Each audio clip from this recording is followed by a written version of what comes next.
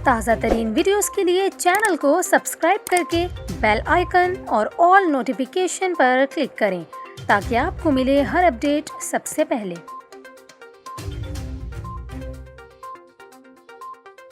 अभी आपको अफसोसनाक खबर दें, बाजोड़ में जोरदार धमाके के नतीजे में पुलिस एहलकार शहीद हो गए। डीपीओ अब्दुल समद खान ने धमाके की तस्दीक करते हुए बताया कि धमाका रागान डैम के करीब हुआ, जिसमें 2 पुलिस एहलकार शहीद हुए। अब्दुल समद खान के मुताबिक धमाका रिमोट कंट्रोल डिवाइस के जरिए किया गया। इलाके को घेरे में लेकर सर्च ऑपरेशन शुरू कर दिया गया है। दूसरी जानिब आपको बताएं, बाजोड़ के बाद बलूचिस्तान के दारुल खिलाफा कोयटा में भी दहशतगर्दों की जानिब से सिक्योरिटी फोर्सेस पर हमला किया गया। कोयटा के इलाके नवाकली में होने वाले धमाके में ईगल स्क्वाड के 2 एहलकारों समेत 5 अफराद जख्मी हुए, जिन्हें तिब्बी इमदाद के लिए अस्पताल मुंतकिल कर दिया गया है। पुलिस का यह कहना है कि धमाका खेज मवाद मोटरसाइकिल में नस्ब किया गया था, जिसे रिमोट कंट्रोल डिवाइस की मदद से उड़ाया गया।